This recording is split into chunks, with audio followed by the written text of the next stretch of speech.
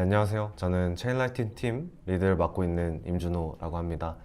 그래서 제가 이번 오픈 TRS에서 여러분들과 좀 공유하려고 한 내용은 저희가 이제 작년에 이제 오디트했던 프로젝트 중에 이제 그 그러니까 포크의 베이스가 된 프로젝트가 있는데요. 퍼페추얼 프로토콜이라고 하는 이제 온체인에서 그 무기한 선물 계약 거래를 할 수 있는 그런 플랫폼에서 이제 발견한 취약점들을 이제 responsible disclosure를 하려고 합니다. 그래서 그때는 그 프로젝트를 이제 저랑 뭐 저기 계신 판다님이랑 이제 다른 분 이제 그 지금 학교 가 계신 승원님 뭐 이렇게 진행을 했었었는데요. 네, 아마 지금 발표는 같이 함께 하진 못하지만 네, 크레딧을 넣고 싶어서 넣어봤습니다. 아, 근데 원래는 브라이언 님이 사실 안 보시는데 오늘은 뭔가 하나하나 다 코멘트를 하고 계셔서 더 부담이 되는군요. 여튼, 네. 발표를 진행하도록 하겠습니다. 그래서 좀 발표에 대한 백그라운드를 먼저 설명을 드리면요. 뭐, 앞서 설명드렸던 것처럼 이제 perpetual protocol이라고 하는 무기한 선물 계약 컨트랙트를 포크한 이제 프로젝트를 저희가 오딧을 진행을 했습니다. 그래서 저희 이 오딧 중간에, 그러니까 이제 오딧하는 꼴 중에서 이제 오리지널 프로토콜에 대한 안정성을 체크를 해야 되는 부분들이 좀 존재를 했었는데요. 그래서 이게 이제 그 과거에 오디트했던 리포트들과 이제 다른 펌들의 컨피던스를 기반해서 좀 체크를 하고 저희가 이제 베이스 컨트랙트 코드들도 네, 좀 보기도 했습니다. 근데 이제 잘 알려진 네, 잘 알려진 이런 뭐랄까 오딧 펌들에서 오딧을 진행한 것과는 이제 좀 별개로 저희가 이제 이미 잘 오딧한 이후에도 한 두 개의 크리티컬 버그를 또 찾았는데 이 크리티컬 버그가 사실 좀 재밌던 게 일반적으로 그냥 신테틱하게 스마트 컨트랙트, 그러니까 어떠한 스마트 컨트랙트에서도 좀 잘 일어나는 그런 버그 클래스라기보다는 승원님 계시는군요. 여튼 네, 그런 버그라기보다는 실질적으로 좀 파이낸스나 아니면 이 상품에 대한 이해를 하고 있어야 이제 발견할 수 있는 네, 그런 취약점들이었습니다. 그래서 이것들을 좀 공유를 네, 오늘 해보려고 합니다. 그래서 이제 저희가 좀 발견했던 버그는 총 3개가 있는데요. 뭐 시간 관계상 이제 밑에 러우시빌리티의 버그는 생략하고 위에 이제 2개의 버그에 대해서만 조금 설명을 드리려고 합니다. 그래서 말 그대로 프리뷰라고 작성이 되어 있는 것처럼 네, 어, 뭐냐 그 일단은 버그 설명을 바로 하지 않고 이제 전체적인 선물 계약이 뭐고 무기한 선물 계약에 어떤 구성 요소가 있고 이 퍼페추얼 프로토콜은 어떻게 만들어졌는지 이런 것들을 조금 설명을 드린 다음에 네, 진행을 하려고 해요. 그래서 프리뷰에도 이 슬라이드에서 써져 있는 것처럼 이제 둘 다 배드댓을 뭔가 이제 공격자가 강제로 만들어서 조금 프로토콜에 피해를 끼치면서 이득을 볼 수 있는 그런 취약점들이었거든요. 네, 그래서 잘 봐주시면 좋을 것 같습니다. 네, 그리고 이제 민규님과 이제 알파카킴님 께서 이제 15,101원을 후원을 해주셨는데 따로 리액션을 안 해줬다고 해서 제가 대신 하겠습니다. 네, 감사합니다. 네, 그러면은 이제 저희가 뭐 사실 금융 수업도 아니고 어쨌든 이 스마트 컨트랙트, 디파이 컨트랙트에서 취약점을 조금 설명을 드리는 거다 보니까 네, 조금 다 간략하게 넘어가도록 할게요. 그리고 뭔가 하이 레벨에서 설명을 할 거여가지고 뭔가 딥하게 따지면은 틀린 설명일 수도 있는데 일단은 네, 이해를 하기 위해서 그렇게 설명을 한 거니까 이제 좀 그렇게 이해를 해주시면 좋을 것 같습니다. 그래서 일단 선물 거래라고 하는 것은요, 이제 퓨처스라고 하는데 이제 어떤 기초 자산을 이제 어떤 특정한 시점에 특정 가격으로 거래를 하겠다는 계약입니다. 그래서 뭐 사실은 뭐 옥수수나 아니면 뭐 밀이나 이런 것들 보통 많이 거래하고 뭐 기름이나 이런 것들도 많이 하는데요. 이제 뭐 이런 것들은 다 좀 한 곳에 놔두고 쉽게 말해서 이제 선물 거래에 롱 포지션을 잡으면 이 기초 자산의 가격과 그 가격이 올랐다면 이제 이득을 보는 것이고요. 그다음에 숏 포지션을 잡으면 내리면은 이제 프로핏을 얻는 그런 구조다라고 그냥 생각을 해주시면 됩니다. 그래서 사실 선택지가 이제 2개밖에 없다라고 생각을 하시면 돼요. 네, 그 다음에 이제 그 무기한 선물 거래 계약인데요. 이제 요 아이디어 같은 경우는 이제 뭐랄까 이런 크립토 파생 상품의 근본과 기원이라고 할 수 있는 비트맥스 리서치에서 이제 처음 만든 상품입니다. 그래서 선물 계약 같은 경우는 이제 다음 슬라이드에서 이제 여러 가지 좀 비교를 해보겠지만 선물 계약 같은 경우는 크게 이제 뭐 세틀먼트 데이, 뭐 인도일, 만기일 이런 것들이 정해져 있어서 이제 실제 그 특정 시점에 거래를 한다고 했잖아요. 그래서 그 특정 시점에 대한 게 이제 명시적으로 있습니다. 근데 이제 무기한 선물 거래 같은 경우는 이름에도 알 수 있듯이 이제 말 그대로 만기일이 없다라고 생각을 하시면 돼요. 그래서 어떻게 보면 이제 실제 인도가 그러니까 상품 기초 자산에 대한 인도가 일단 일어날 가능성도 없고 그 다음에 크립토에서는 이제 다양한 범위의 레버리지를 이제 유저가 좀 마음대로도 할 수 있고 말 그대로 또 적은 비용으로 좀 유동성을 크게 가져갈 수 있는 측면에서 또 많은 수요가 네, 존재합니다. 그리고 이제 아무래도 보통 이제 트레이드파이에서는 일반 사람들이 이제 선물 거래나 뭐 옵션 거래, 뭐 스왑 이런 것들을 하려면은 이제 규제도 많고 뭐 교육도 받아야 되고 뭐 증거금도 많아야 되고 이런데 이제 크립토는 그런 것들 없으니까 그냥 조금 더 마음대로 할 수도 있고 마음대로 유저들이 조금 더 뭔가 어떻게 보면 투기판에 좀 데리고 오려고 했던 그런 목소리도 있습니다. 그래서 조금 비교를 해보자면요. 뭐 크게 만기일과 세틀먼트가 그 부분에서 차이가 있습니다. 그래서 그냥 일반적으로 알고 있는 선물 거래 같은 경우는 이제 만기일이 있고, 그 다음에 무기한 저희가 봤던 그 선물 거래는 없습니다. 그 다음에 퓨처스 같은 경우는 이제 베이시스라고 해서 실제 기초 자산이랑 선물 계약의 가격과 차이가 있는 그런 거를 얘기를 하거든요. 그래서 뭐 여기서는 뭐 인도 비용이랑 뭐 보유 비용 뭐 이런 것들이 이제 결국엔 시간 가치가 다 들어가는 거다 보니까 결국에는 이제 계약이 끝나는 시점에는 뭐 비슷하게 이렇게 맞춰지는데 어쨌든 이 부분에서 막 크게 괴리가 발생을 할 수도 있습니다. 그리고 또 이제 장기 보유를 하기 위해서는 그러니까 즉 그 만기일보다 더 길게 이 선물 계약들을 뭔가 레버리지를 통해서 가져가려고 한다라고 하면은 이제 뭐 롤오버라고 하는 과정이 필수적인데요. 그래서 뭐 3월물 만기 그 계약을 있으면은 이제 3월이 가기 전에 뭐 6월물이나 뭐 9월물로 이렇게 넘어가는 그런 과정이 필요합니다. 근데 이제 요거는 뭐 개인은 사실 귀찮고 수수료가 더 나오는 그런 작업이죠. 근데 이제 무기한 선물 계약 같은 경우는 이제 일단 기초 자산이라고 하는 뭐 크립토니까 일단 BTC나 뭐 이더리움 이렇게 예시를 들었는데요. 얘를 이제 거의 정확하게 추정합니다. 근데 이제 이게 세틀먼트가 없는데 어떻게 이렇게 추정을 할 수가 있냐라고 처음에 뭐 의구심들이 많이 들 수도 있는데요. 이거는 이제 그 펀딩이라고 하는 것을 통해서 기초 자산을 강제적으로 그 추정을 하도록 만들었습니다. 그래서 그 프리미엄이 차이가 많이 나면 이제 그 차이가 나는 것에 따라서 이제 어쩔 때는 뭐 바이 사이드에서 걸 주고 어쩔 때는 셀 사이드에서 주고 약간 이런 형태다라고 보시면 되고요. 그다음에 말 그대로 이 장기 보유를 할 때 그런 수수료들이 막 크게 비싸진 않기 때문에 이제 적은 비용으로 좀 포지션을 좀 길게 들고 갈 수 있다라는 그런 장점들이 뭐 있다고 할 수 있습니다. 그래서 여기서의 그 perpetual contract에서의 그 구성은 뭐 여러 가지들이 있는데 일단 저희가 발견한 취약점들을 조금 이해하기 위해서 필요한 것들만 이제 들고 왔습니다. 그래서 사실 이것보다 뭐 훨씬 더 복잡하게 설계가 되어 있고 그다음에 그 디파이에서 하는 그 무기한 선물 거래 말고 실제 뭐 바이낸스나 빅맥스나 뭐 OKX나 이런 그 CEX 거래소들에서는 훨씬 더 복잡하게 이제 내부에서 뭐 마켓 메이킹도 하고 뭐 네, 그렇게 동작을 하는데 일단 뭐 간단하게 보자면은 뭐 언더라잉 에셋이라고 하는 거는 말 그대로 기초 자산입니다. 그래서 무기한 선물 계약이 이제 추종하고 있는 기초 자산이고요. 그래서 뭐 BTC나 뭐 이더리움, 뭐 XRP 같은 게 있을 수도 있고 실제 트레이드파이에서는 뭐 나스닥 100 이런 것들이 있을 수도 있습니다. 다음은 인덱스 프라이스라는 개념인데요. 인덱스 프라이스는 말 그대로 그 내 선물 계약을 하고 있는 그 지금 이 거래 말고 이제 여기에 기초 자산이 되는 그 자산들이 이제 다른 거래소에서도 많이 거래가 될 거 아니에요. 그래서 그 거래소들 그 스팟 프라이스들의 어떻게 보면 가중 평균이라고 생각을 해주시면 됩니다. 그래서 뭐 한 거래소에서 막 어떤 값이 이제 막 조작이 돼도 이제 다른 거래소의 가격을 이제 많이 참고를 하기 때문에 이제 실질적으로 그렇게 큰 가격 변화 그러니까 가격 변화를 막 민감하게 좀 처리를 안 한다라고 생각을 해주시면 됩니다.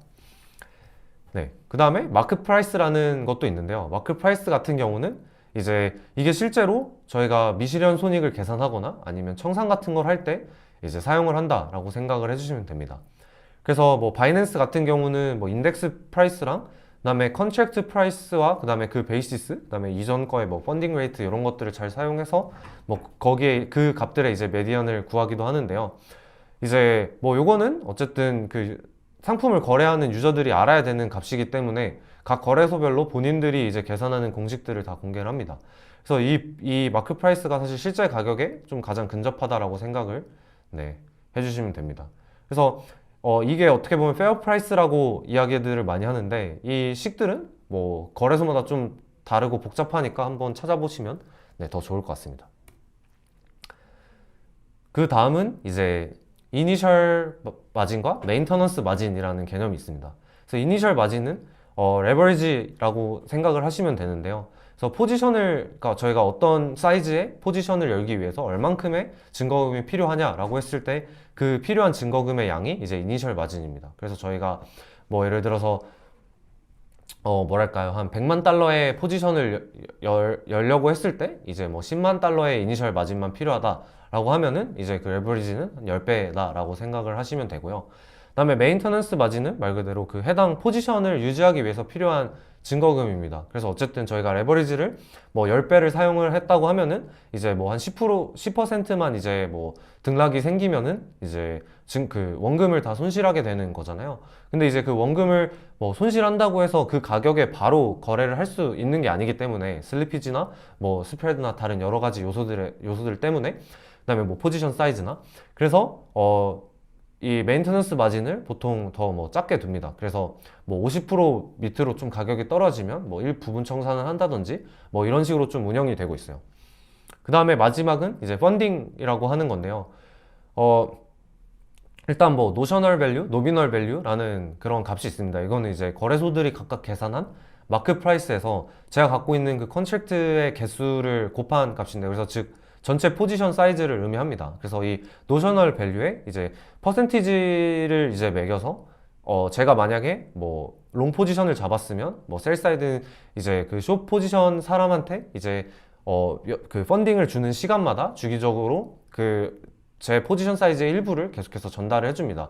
그렇게 되면은 이제 뭐 아무래도 그 실제 그 무기한 선물 가격과 기초자산 가격의 차이가 발생했을 때 이제 내가 펀딩 뭐 예를 들어서 이제 선물 가격이 더 높다라고 하면은 이제 제가 펀딩 레이트를 만약에 줘야 되는 입장이면 포지션을 정리를 하겠죠. 그럼 정리를 하다 보면은 선물 가격이 결국엔 그 기초자산 가격에 좀 맞춰지는 그런 효과를 볼 수 있다라고 생각을 해주시면 됩니다. 그래서 앞에서 설명드린 개념이 좀 뭐 상당히 복잡할 수도 있는데요. 이제 이거를 사실 CEX가 저희가 이제 웹2 시스템 인프라에서 구현하는 것도 상당히 좀 어려운 일입니다. 근데 이제 이거를 그 스마트 컨트랙트, 솔리디티로 구현을 하는 거는 사실상 더 어려운 일인데요. 왜냐면은 이제 뭐라 해야 되죠? 그 처리 속도나 이런 것도 느리고 실제 이런 그 거래들을 하기 위해서는 오더북이나 이런 것들을 뭐 빠르게 이제 뭐 주문을 넣었다가 취소했다가 이런 것들을 많이 할 수 있어야 되는데 이제 이게 저희 일반적으로 생각하는 이더리움 같은 체인에서는 네, 할 수가 없겠죠. 왜냐면 뭐 블록이 뭐 15초마다 12초마다 생기는데 그러면 12초마다 가격이 진짜 막 몇십 프로씩 왔다 갔다도 할 수 있는데 네, 그런 좀 문제가 있습니다. 그래서 이 perpetual 프로토콜 같은 경우는 옵티미즘이라고 하는 이더리움 L2 솔루션 위에다가 이제 이 프로토콜을 배포를 했습니다. 그래서 뭐 레버리지 같은 경우는 왜냐면 실제 뭐 USDC를 뭐 10배를 빌려줄 수는 없으니까 이제 뭐 USDC를 주면은 이제 그 USDC의 뭐 10배 값을 가지는 이제 버추얼 토큰을 이제 민트를 해줘서 그 토큰으로 이제 좀 거래를 하게 됩니다. 그래서 약간 뭐 카지노 칩 같은 그런 느낌이다라고 생각을 해주시면 되고요. 그래서 기본적으로 10x까지 레버리지를 제공하고 내 포지션 사이즈가 어떻든 간에 그 레버리지는 이제 10배로 고정해서 제공을 해줍니다. 그 다음에 이제 사실 제일 중요한 부분이 오더북을 만들고 거래를 뭐 체결시키고, 체결은 뭐 자동으로 되니까 오더북을 만들고 거기서 주문을 넣고 마켓 메이킹을 하는 건데요. 이 perpetual 프로토콜 같은 경우는 유니스왑 V3 그 팩토리에서 그냥 버추얼 토큰들 풀을 생성을 해서 이 부분을 해결을 했습니다. 그래서 유니스왑 V3를 통해서 다 거래를 하고요. 뭐 여기서 조금 뭐 신경 써야 될 부분은 유니스왑 V3가 기본적으로 그 제로 수수료의 풀을 만들 수가 없다 보니까 이제 내부 코드에서 이 수수료 일부를 떼는 그 코드를 다시 돌리는 그런 부분들이 있는데 이게 상당히 복잡합니다. 그 다음은 이제 가격 같은 경우는 이제 체인링크를 통해서 인덱스 프라이스를 수신을 합니다. 그래서 뭐 내부적으로는 그 투합 그 타임 웨이티드 에버리지 그 프라이스를 사용해서 이제 이 체인링크가 뭐 이상한 가격을 주거나 아니면은 바깥의 시장이 뭐 확 변한다고 했을 때 이제 어느 정도의 그 프라이스 세이프티도 보장을 한다라고 생각을 해주시면 됩니다. 그다음에 또 이런 그 뭐 랜딩 프로토콜이나 아니면은 뭔가 레버리지를 사용할 수 있는 그런 프로토콜에서는 사실 배드댓이라고 하는 것들이 많이 발생을 할 수가 있는데요. 이제 이것을 좀 프로토콜 상에서 메꾸기 위해서 이제 인슈런스 펀드도 이제 보유를 하고 있습니다. 그래서 뭐 유니스왑 V3도 알아야 되냐라고 하면은 그렇진 않고요. 그냥 유니스왑 V3 자체는 뭐 Concentrated LP라는 개념이 도입된 AMM 덱스인데요. 그냥 쉽게 생각하시면 그냥 온체인에서 동작하는 오더북 시스템이다 라고 생각을 해주시면 될 것 같습니다. 그래서 이제 버그에 대해서 두 가지 버그에 대해서 조금 뭐 간단하게 설명을 드리도록 하겠습니다. 이 버그 설명을 드리기에 앞서서 뭔가 좀 TMI가 있긴 한데요. 저희가 사실 이 버그들이나 이런 것들, 제보나 이런 것들은 작년 8월인가 9월에 다 끝냈고 패치도 다 그때 다 진행이 됐거든요. 근데 이제 왜 이제야 디스클로즈를 할 수 있느냐라고 한다면은 이제 이 퍼페추얼 프로토콜이 알라메다의 투자를 많이 받았습니다. 근데 이제 하필 저희가 버그 바운티를 서밋했던 그런 시점이 이 SBF가 이제 뭐 약간 뭐랄까 재밌는 짓을 해버릴 때여가지고 세상이 난리가 났었죠. 그래서 이런 것들 처리하느라 그 다음에 플러스 어쨌든 버그 바운티를 하면은 이 고객사에서 벤더에서 바운티를 줘야 되는데 이 바운티를 줄 돈이 없었거나 아니면은 추가 이제 펀드레이징을 못할 것 같은 그런 생각이 들었는지 이런 바운티 지급이나 이런 것들을 계속 미루면서 이뮤니파이 그 매니저들과 뭔가 여러 가지 소통을 계속 했거든요. 그래서 거의 소통만 하는데 네 달이 넘게 걸렸고요. 저희는 뭐 사실 그냥 기다리기만 했고 이뮤니파이에서 상당히 많은 노력을 뭐 했습니다. 그래서 첫 번째 버그 같은 경우는 뭐 저희가 조금 뭐 요약을 해서 이름을 붙였다면 리퀴데이션 피 버그를 이제 잊어버린 그런 취약점입니다. 리퀴데이션 피를 잊어버린 이제 그런 취약점입니다. 그래서 리퀴데이션 피를 이제 까먹고 이제 포지션을 정리할 때 적용을 뭔가 제대로 안 해서 결국에는 이제 배드댓이라는 게 발생을 했는데요. 그래서 배드댓에 대해서 조금 더 설명을 드리자면 이제 예를 들어서 유저가 이제 뭐 100만 원을 담보로 이제 뭐 150만 원을 빌렸다고 이제 가정을 150만 원이나 한 80만 원을 빌렸다고 가정을 해봅시다. 근데 이제 저희가 담보로 했던 그 뭐 자산의 가격이 이제 80만 원보다 뭐 떨어지면은 이제 문제가 되겠죠. 왜냐면은 그 담보를 이제 그러니까 이제 빌려간 게 담보금보다 더 많아지는 그런 상황이 와버리는데 이제 그렇게 되지 못하게 하기 위해서 뭐 랜딩 프로토콜 같은 경우는 뭐 그런 좀 뭐랄까 언헬시한 포지션들이 생겼을 때 이런 것들을 빨리빨리 청산을 해서 없애줍니다.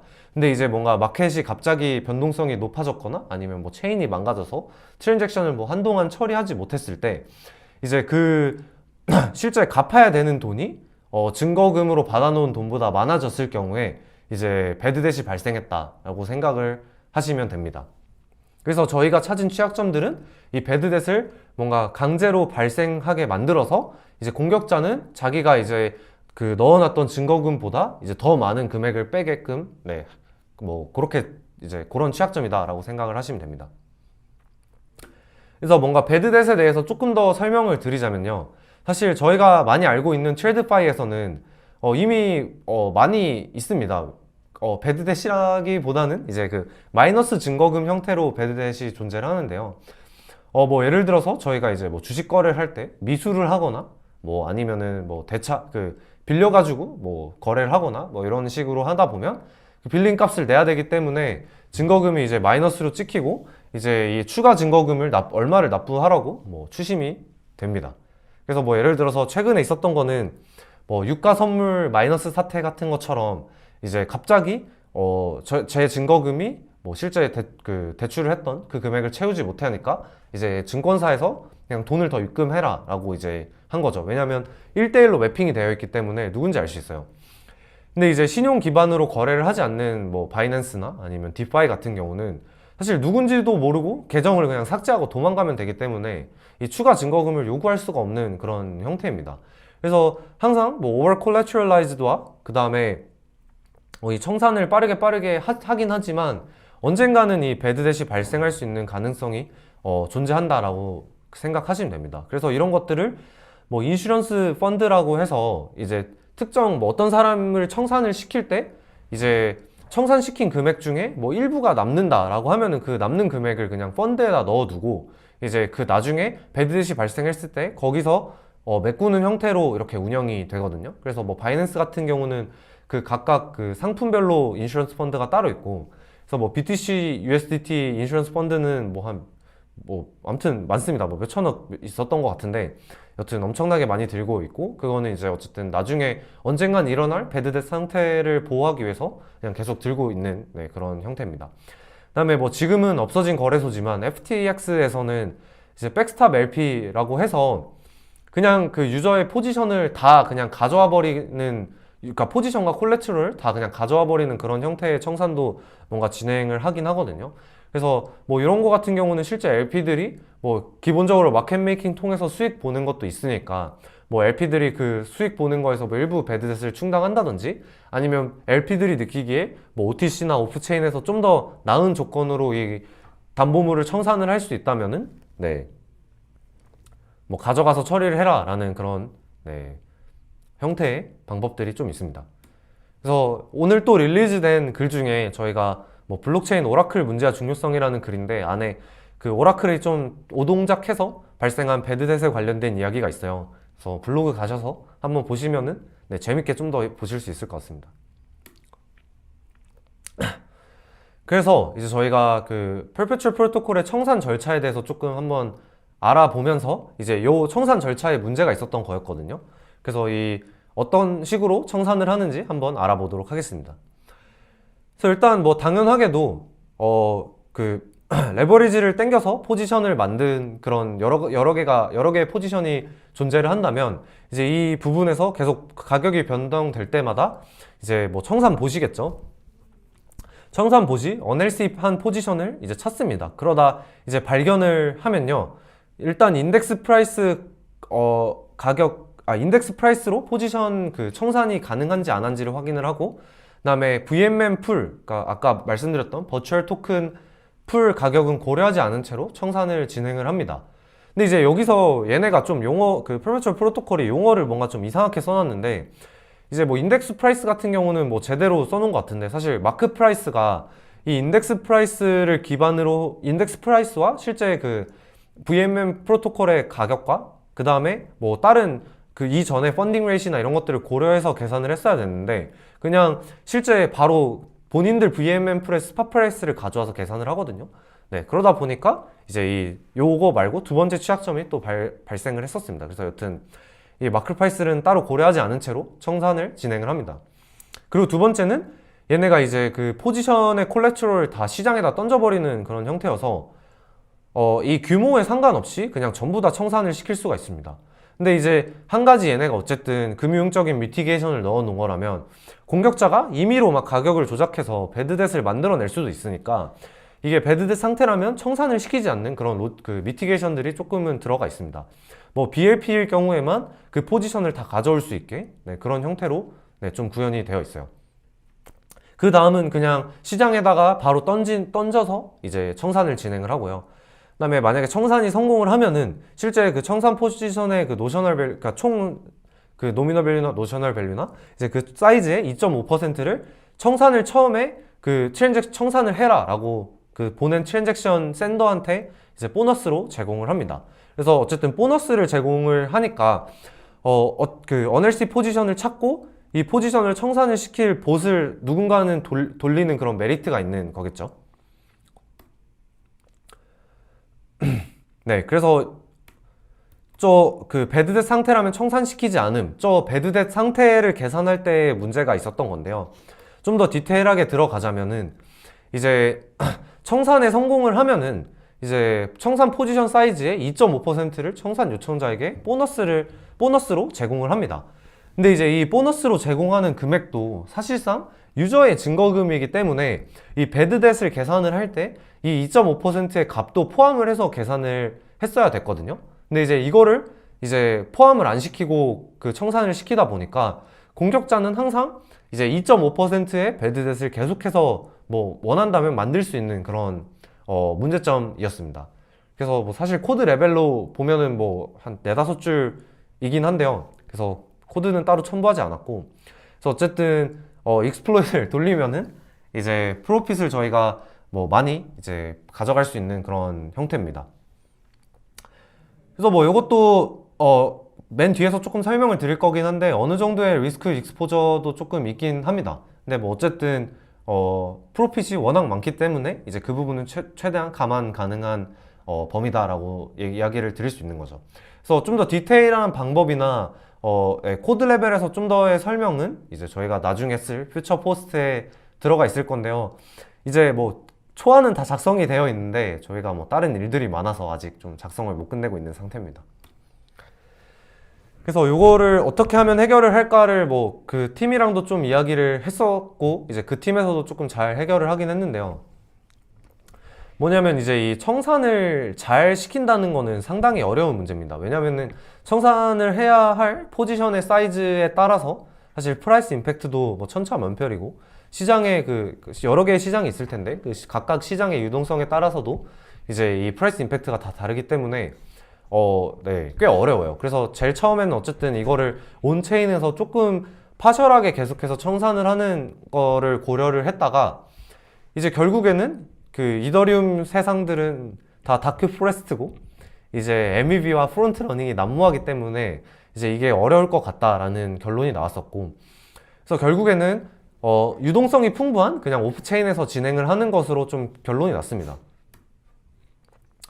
네, 그래서 그냥 유저의 담보금과 그 BLP가 원래 했던 것처럼 이제 유저의 그 청산을 해야 될 거를 청산자가 대신 채워주고 이제 그 포지션을 이제 가져오는 그런 형태로 변경이 됐다라고 이제 생각을 해주시면 됩니다. 그래서 사실 한 가지 안타까운 거는 어떻게 보면은 예전에 그 청산 방법은 사실 어떠한 유저도 그냥 청산을 다 시킬 수 있는 그런 형태였어요. 왜냐하면 자본이 따로 필요하지 않았기 때문에. 근데 이제 변경된 방법은 이제 상당한 양의 자본을 들고 있어야 청산 수수료와 청산에서의 좀 베네핏을 좀 받을 수 있다. 네, 라고 생각을 하시면 될 것 같습니다.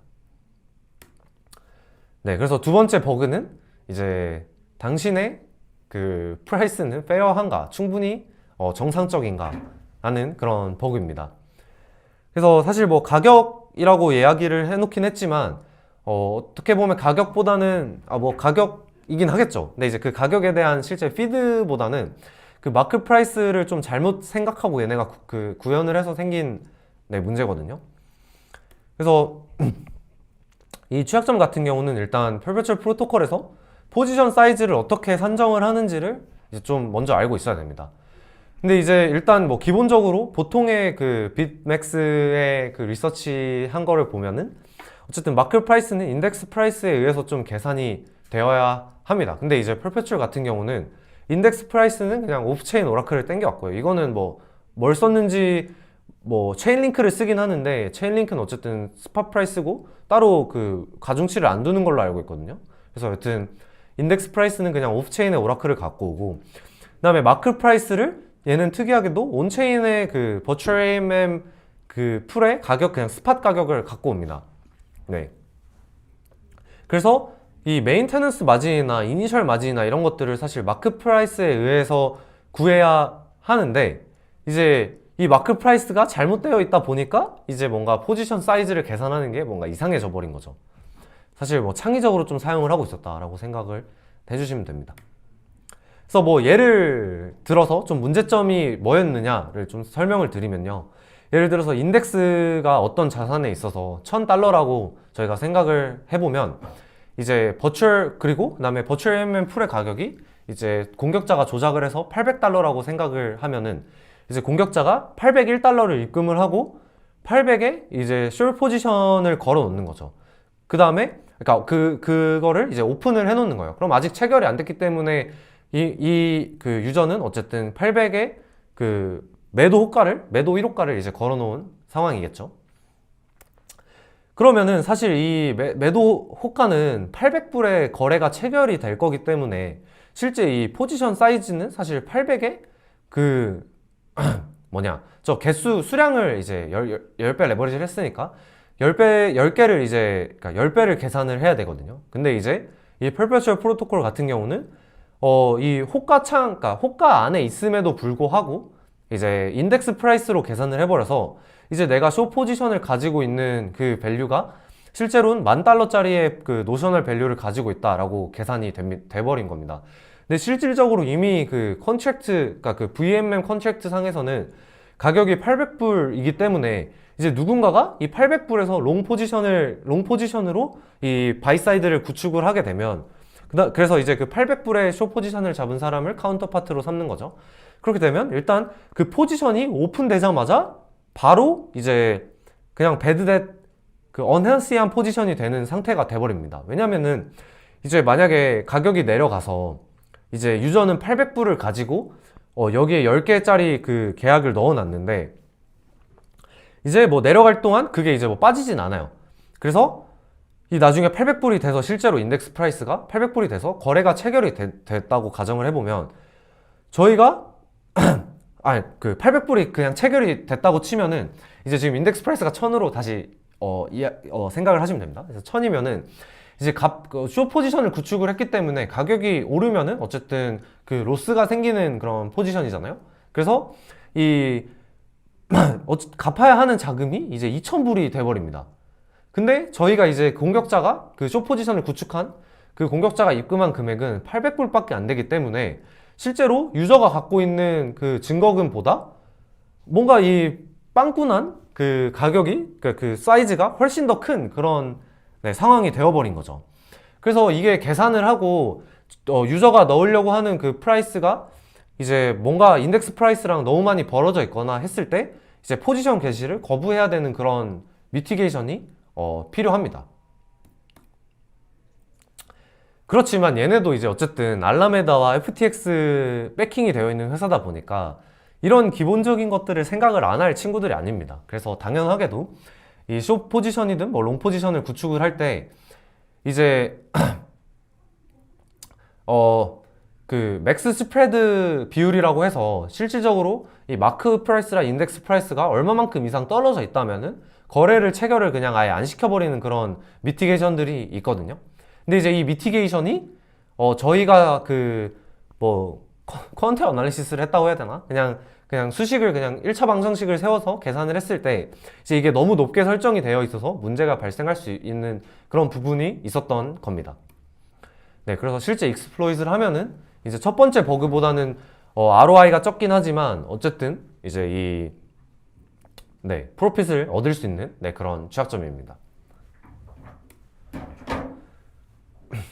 근데 이제 보통의 거래소 같은 경우는 아까 말씀드렸던 그 스프레드 레이시오라고 해서 프라이스 벤트라는 장치가 있어서 공격을 할 수가 없습니다. 그래서 뭐 예를 들어서 이제 뭐 실제 뭐 그러니까 편물 가격과 그 퍼페추얼 선물 가격의 차이가 뭐 5% 이상 차이가 나면은 그냥 뭐 한쪽 사이드만 주문을 받게 한다든지 뭐 이런 기능들이 항상 존재하거든요. 이게 왜 그렇냐면 어쨌든 무기한 선물 계약은 이 프리미엄이 계속해서 사실 극소량으로 차이가 날 거다라는 거를 가정을 하고 이제 펀딩 레이시라는 걸 통해서 이제 이거를 맞춰버리기 때문에 그렇거든요. 그래서 이 프라이스 밴드에 대한 설명은 사실 FTX에 잘 설명이 되어 있는데요. 저희 리포트에도 이 링크를 썼었는데 지금 들어가니까 이 액세스 디나이드라고 뜨네요. 그래서 어쨌든 좀 슬프긴 한데 여튼 그 웨이백 머신 이런 데 찾아보시면은 아마 뭐 들어있을 수도 있을 것 같습니다. 그래서 저희가 일단 패치한 방향, 저희가 패치를 권고했던 방향은 이 맥스 프라이스 스프레드 레이시오를 변경하는 게 어쨌든 숏텀 패치고, 롱텀 패치는 이제 실제 그 주문 포지션을 오픈을 했을 때 이게 스프레드가, 그러니까 그 메인터넌스 마진보다 더 이제 그 큰 포지션을 이제 구축을 하려고 한다라고 하면은 이제 포지션 게시를 이제 막아버리는 그런 패치를 이제 권고를 했었습니다. 그렇지만 일단 그거는 뭐 구현이 어려웠는지 뭐 아직은 적용이 안 돼 있는 것 같고요. 그 맥스 프라이스 스프레드 레이시오를 변경을 했습니다. 그래서 저희가 어쨌든 패치를 좀 전달해 줄 때 어떤 게 이 옵티멀한 적절한 이제 맥스 프라이스 스프레드 레이시오 값이냐, 그러니까 프라이스 밴드냐를 이제 계산을 했었는데요. 어쨌든 요거는 그냥 저희가 도출한 그냥 수식이고, 여기서 프로핏이 유저가 이제 토탈 그 덤프 앤 펌프를 했던, 그러니까 그 거래 비용을 제외한 토탈 코스트보다 더 크면은 이제 실제 수익이 생기는 그런 이제 취약점이기 때문에 이제 스레시홀드가 언제인지를 확인을 했습니다. 그래서 실제로 이 그냥 그래프를 보시면 아시겠지만 이제 저게 한 0.1, 아니 그러니까 0.16이죠. 그러니까 16. 몇 %가 이제 조금 넘어가면은 그때부터 공격자가 프로핏을 보는 그런 상태거든요. 그래서 저희는 그쯤 언저리로 하라고 얘기를 했고, 그래서 패치는 이제 그냥 20%에서 10%로 줄어져 버렸습니다. 그래서 여기까지 뭐 저희가 발견했던 취약점들에 대해서 설명을 드렸고요. 그래서 이 두 가지 취약점 모두 공격 비용들을 조금 생각을 해봤을 때 뭐 어떻게 보면은 뭐 한 몇십억의 자본이 필요한 그런 공격이긴 해요. 왜냐면 저희가 배드댓을 뭐 2.5%씩 떼니까 훨씬 큰 규모의 이제 포지션을 구축을 해야 되고, 그러다 보면 어쨌든 증거금이 많이 필요하니까 그렇죠. 근데 어쨌든 이제 저희가 예전에는 이런 공격들이 뭐 프랙티컬하게 일어나지 않을 거다라고 생각을 많이 했었는데, 뭐 최근은 아니죠. 이제는 망고 마켓이나 뭐 다른 이 큰 자본 기반 공격들이 계속해서 터져 나오고 있는 그런 트렌드를 보면은 이제 공격자들도 이미 뭐 러그풀이나 아니면 뭐 스캠이나 아니면 다른 데 익스플로잇을 해서 이미 충분히 큰 자본을 갖고 있는 그런 상황입니다. 그래서 공격자들도 이런 프로핏들이 보장이 되어 있다면 이제 충분히 공격할 가능성이 높다. 그리고 실제로 프랙티컬하게 공격도 가능하다라는 그런 것들을 조금 저희가 얻었던 것 같습니다. 네, 그래서 결론 같은 경우는 이제 앞으로 저희가 이제 발견한 취약점들 같은 경우는 컨트랙트 코드 자체에 있는 단순한 신테틱한 그런 취약점들 뿐만 아니라 이제 조금 다양한 경로로 자본 탈취할 수 있는 공격을 이제 보여줬고, 그다음에 찾았고, 이런 것들을 제보했다는 거에 있어서 조금 의미가 있다라고 생각을 하고요. 그다음에 장기적인 관점에서는 어쨌든 얘네가 그 perpetual contract의 그 디자인 시스템은 설명은 안 드렸는데, 컨트랙트가 되게 여러 개로 막 쪼개져 있어요.